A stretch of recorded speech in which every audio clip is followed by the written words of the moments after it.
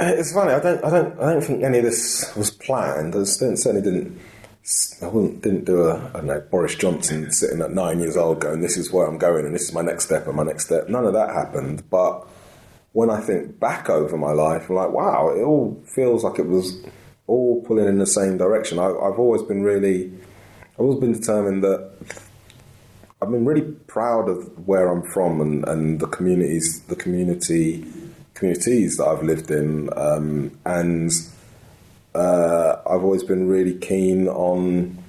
It felt like there was a world that goes on, the sort of the mainstream established world of what have you, the middle class world, let's say, and then there's everything that goes on the estates, and we're by far the majority of people, but you wouldn't think that if you look at the news, if you look at anything you look at, you would think that Britain is pretty much a middle class country, and most people go on 2 or 3 holidays a year, and there's this whole massive group of people that are almost ignored. Like, so it's always felt like my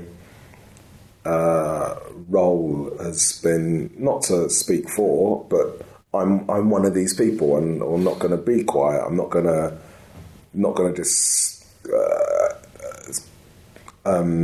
sit on my hands or assimilate, which is a lot of my friends who came from where I came from and who went to uni and kind of did all right, and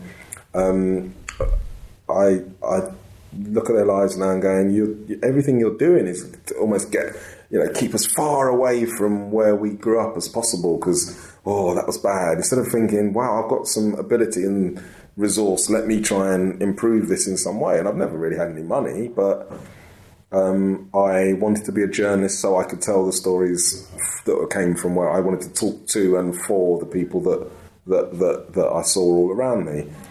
So I started at The Voice, and I've worked at The Guardian. I set up 2 or 3 companies of my own, and then I used to run a media platform for Black and Asian writers. And I made a decision when my daughter, when I was 21 at university, my daughter came along, obviously unexpected, and I had to make a decision. It's like, well, what if you can't just sort of bumble through life? What is your career? What are you going to do in your life? How are you going to support this child? What's happening? And I long thought, I'm really into politics. I'm really into telling stories. And I thought the way that you can have the most influence is through journalism. So I took a long time, to be honest, to work out how you become a journalist. I didn't know any journalists. It wasn't there wasn't an uncle that I could phone who knew. He was like, oh yeah, let me get you in on work experience. It took me a long time. I found out, spoke to a couple of senior journalists and found out that the postgraduate course at City University was supposed to be the best one. So I applied and got rejected, and I applied the next year and got rejected, and I applied the third year, and the head of the course sort of said, it's you again, wow, you seem determined, but what happens when I say no this year? What happens if I say no? I mean, I'll just see you next year. I'll just see you next year then. She went, okay, all right, you're on the course.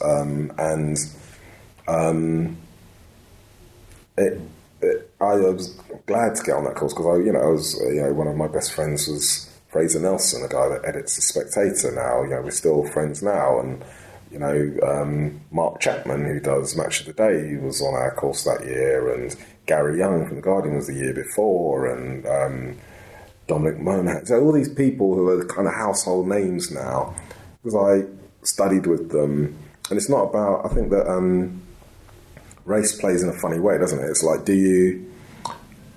I could sit there going, it's because I'm black that I haven't had these opportunities, it's because I'm black. But what's more like, unless you're like a psychopath, what's more likely to happen is you go, something in me, isn't it? I've not done this, I've not worked hard enough, and I failed in some way, I didn't.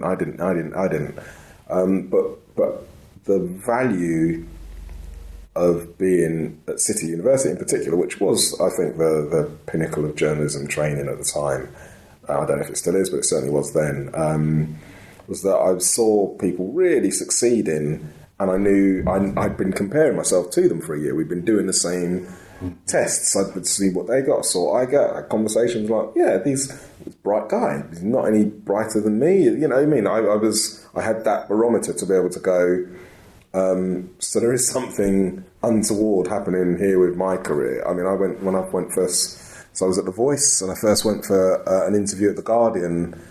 There was just flitting around stories. After the Macpherson report into the murder of Stephen Lawrence found that the police were institutionally racist, a lot of papers reporting on that.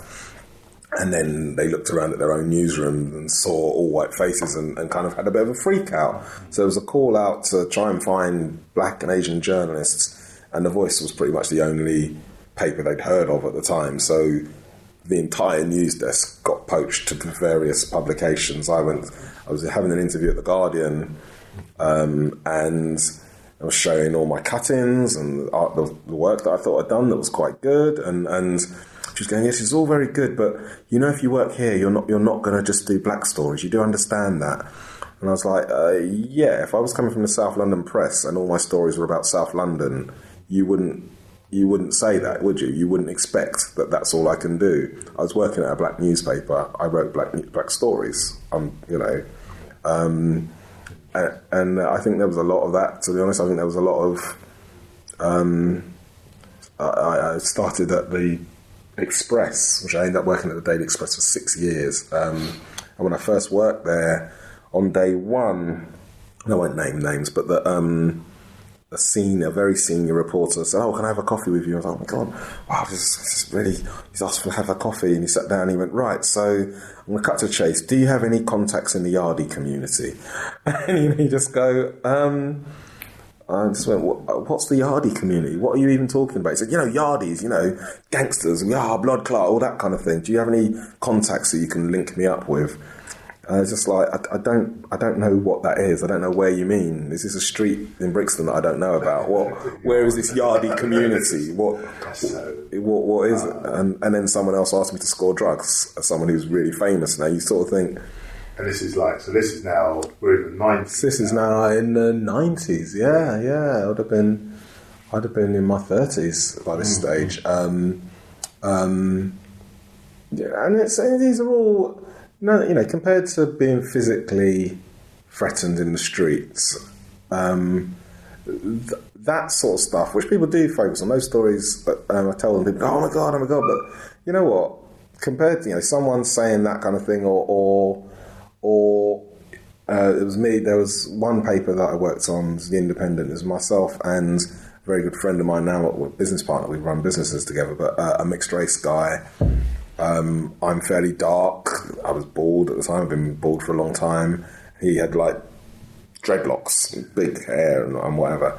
And they could not tell us apart. To the point where the editor at the time just would call us. He'd come over and go, "All right, lads," or he'd go. He would never say our names, because every time he'd call me Tony. Every time he'd call Tony, he'd call me. And you just think, we couldn't look any more different.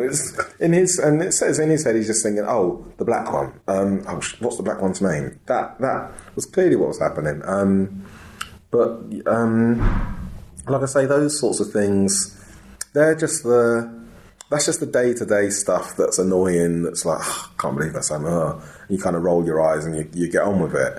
It's the fact that even at the Express, so I joined the Express when it was supposed to be a different type of paper, and then it reverted to type and started writing about asylum seekers and this, that, the other. And I found myself a bit trapped there. There weren't a whole lot of jobs on offer to a black journalist. And just I very quickly got the notion that they would never see me as anything other than, they would never see me as a journalist like them. I was never considered like that. I was someone who was all right to come in and do a few shifts, and he seems to have a few contacts, and if we need to send someone to do an undercover thing at a black church, well, we've got our guy. I was that, but they could never see me as writing about politics, or what would I know about politics. It was very... That stuff's the more harmful stuff. That stuff that actually physically impedes your progress or stops you doing what you want to do or getting where you want to get.